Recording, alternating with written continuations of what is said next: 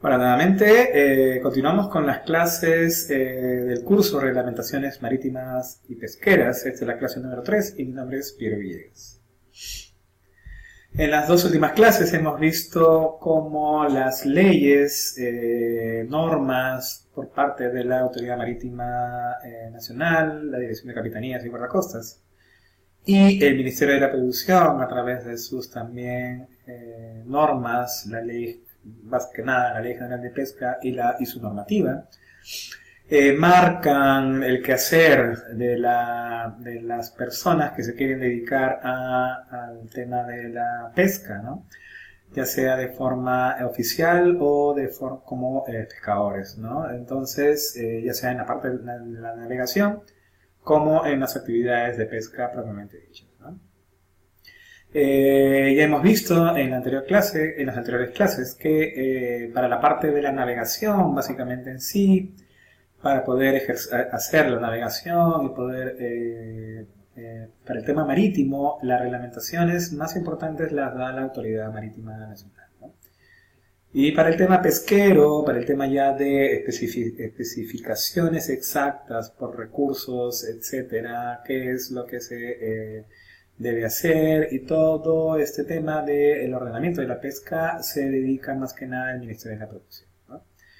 Lo que vamos a ver ahora es en esta tercera y última clase la Ley de Seguridad y Salud en el Trabajo, ¿no? La ley número 29.783, la cual verdaderamente aplica a todos los sectores económicos y de servicios del sector público y privado en todo el territorio nacional, incluyendo la pesca, ¿no? Entonces, esto es muy importante de tener en consideración, ya que la pesca, al ser una actividad más del sector privado, está sujeta también a la Ley de Seguridad y Salud en el Trabajo, ¿no? ¿De qué forma? Bueno, porque se tiene que orientar las actividades a crear condiciones laborales donde los trabajadores puedan desarrollar su labor eficientemente y sin riesgos, básicamente, ¿no? Evitando sucesos y daños que pueden afectar su salud o integridad, ¿no? Así también, en segundo lugar, el patrimonio de la entidad y el medio ambiente. Siempre la vida de las personas, la vida humana, el personal es lo más importante siempre, ¿no? En segundo lugar es el patrimonio de la entidad, por ejemplo, en el caso de las embarcaciones, la lancha, etc., ¿no? Y en tercer lugar, el medio ambiente, ¿no? De tal forma que, por ejemplo, si hay un accidente en alta mar, lo primero que hay que resguardar siempre es la vida humana, ¿no? A pesar de que las maquinarias o el barco puedan afectarse, lo principal es proteger la vida humana siempre, ¿no? En primer lugar, todo el tiempo. El sistema de gestión, entonces, es básicamente una etapa de cuatro pasos, ¿no? Planificar, ejecutar, verificar y actuar. Todo esto tiene que ver con justamente la ley 29.783, la de seguridad y salud en el trabajo, ¿no? Los conceptos básicos que se tienen que tener en cuenta son el peligro, la situación o característica intrínseca de algo capaz de ocasionar daño a las personas, equipos y procesos y ambiente, ¿no? El riesgo, ¿qué sería entonces? El riesgo sería la probabilidad de que ese peligro se materialice, ¿no? De que ese peligro ocurra en unas determinadas condiciones y sea generador de daño a las personas, equipos y el ambiente. El incidente entonces sería el suceso acaecido en el que la persona afectada no sufre lesiones corporales o en el que éstas solo requieren cuidados de primeros auxilios, ¿no? Y el accidente en sí ya sí es un suceso repentino que produzca en el trabajador una lesión orgánica, una perturbación funcional, una invalidez o incluso la muerte, ¿no? Es también accidente de trabajo aquel que se produce durante la ejecución de órdenes del empleador o durante una labor bajo su autoridad, aún fuera del lugar y horas de trabajo también, ¿no? Por órdenes obviamente expresas de la autoridad, ¿no? Del empleador.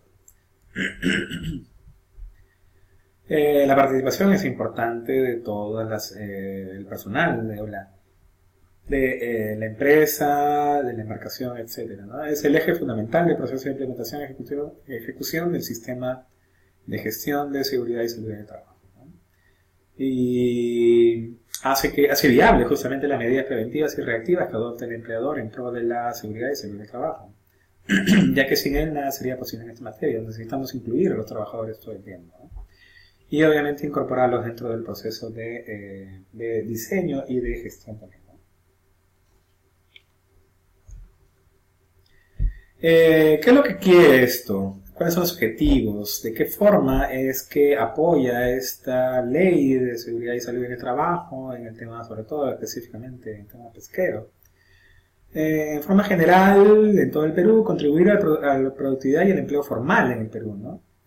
Básicamente porque una forma de formalizar el empleo, un tema que es muy importante en el sector pesquero, sobre todo en el sector pesquero artesanal e informal, y en algunos casos también en la pesca industrial, formalizar el empleo, ¿no? Darle una legalidad a través de acciones de promoción, supervisión, investigación, asesoría técnica, fiscalización para trabajadores, no solamente para los trabajadores, sino también para los empleadores, ¿no?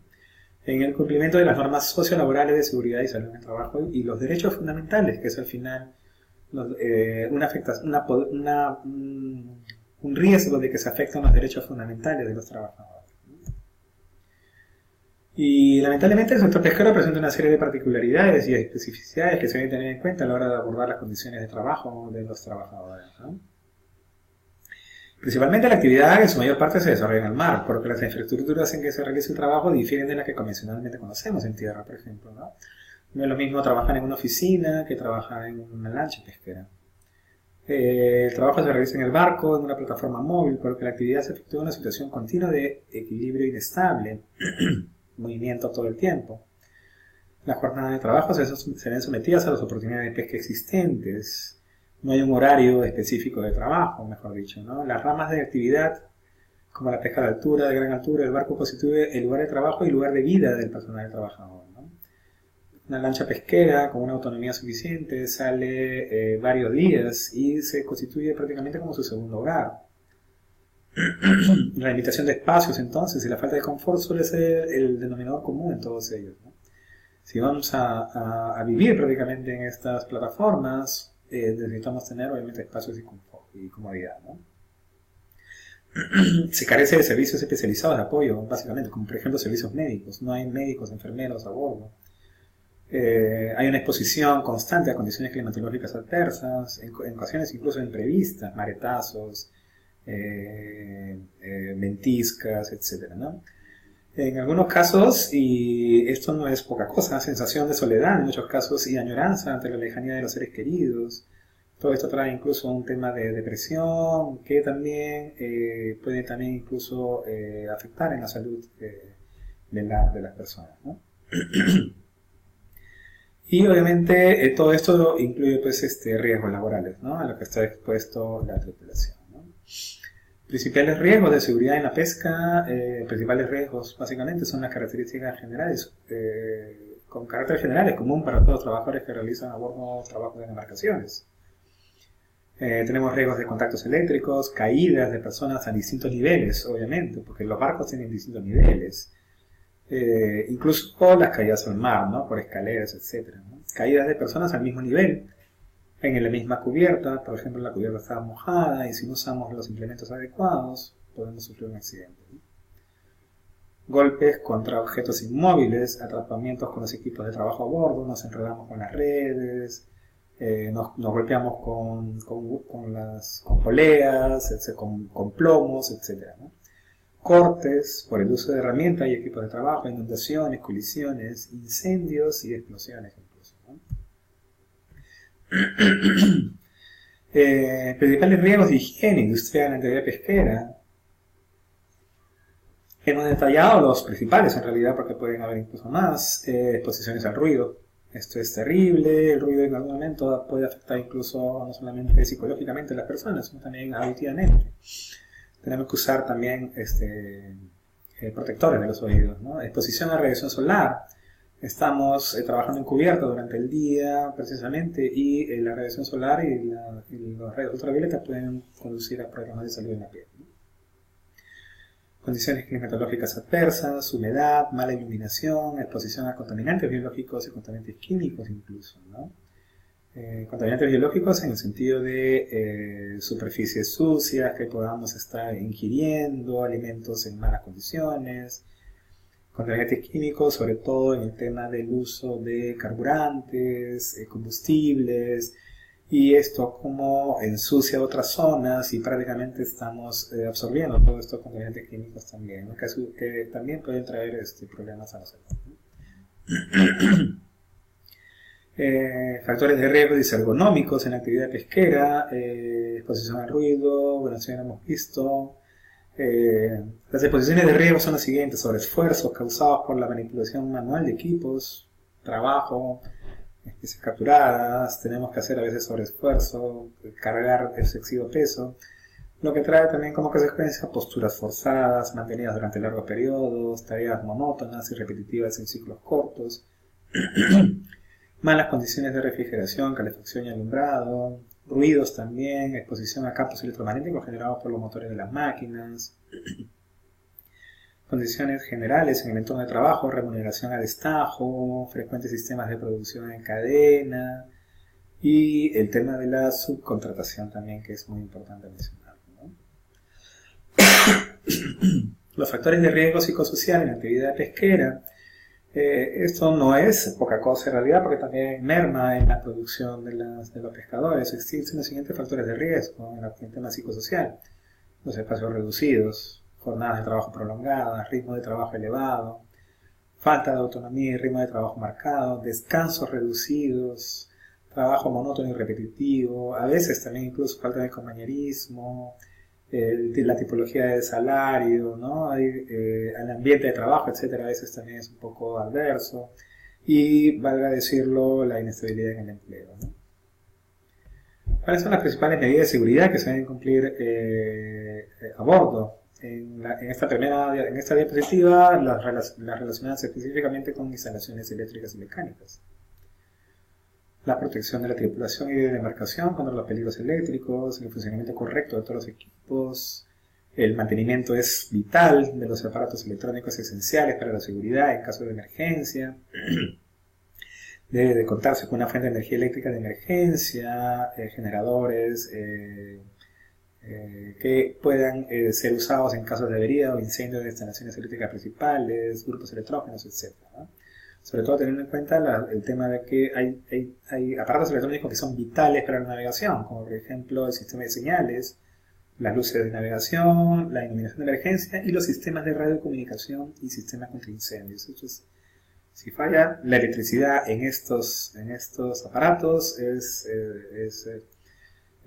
imposible hacer la navegación, ¿no? Los lugares donde se almacenan estos acumuladores eléctricos deben estar adecuadamente ventilados, deberán probarse frecuentemente y mantenerse en perfecto estado, ¿no? Deben estar probándose todo el tiempo y hacer los mantenimientos respectivos, ¿no?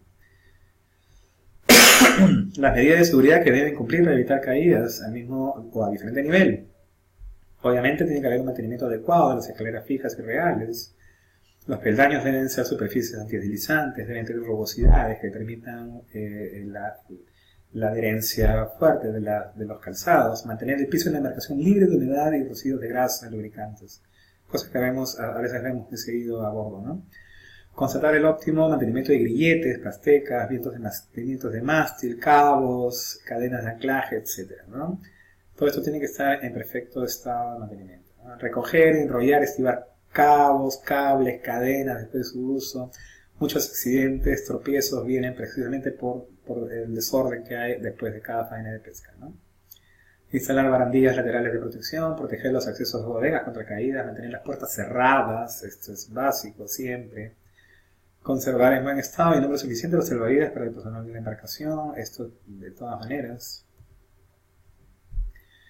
¿Qué medidas de seguridad se deben cumplir para ingresar a un espacio confinado dentro de una embarcación? De acuerdo con el artículo 89 del Decreto Supremo número 1073 Pesca, el Reglamento de Seguridad y Higiene Industrial del Sector Pesquero, en circunstancias de embarcaciones que descarguen pescados en descomposición en espacios confinados y se produzcan emanaciones de gases, generalmente venenosos, se tendrán en cuenta las siguientes precauciones, ¿no?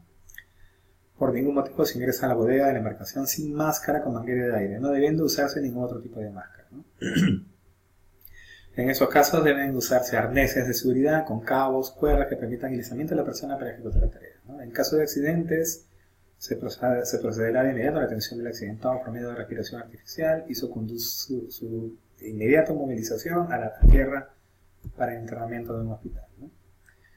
Este también es básico, el equipo de protección personal que debe dotar a un trabajador que labora en una embarcación, ¿no? De acuerdo al mismo Decreto Supremo, en su artículo 90, el Reglamento de Seguridad y Higiene Industrial del Sector Pesquero, el personal de embarcaciones y de chatas también deberá contar con el siguiente equipo de protección personal: casco protector con correa de barbilla, botas de policloruro de vinilo, PVC o calzado antideslizante, ropa impermeable, guantes de cuero y lona flexible para la maniobra, ¿no?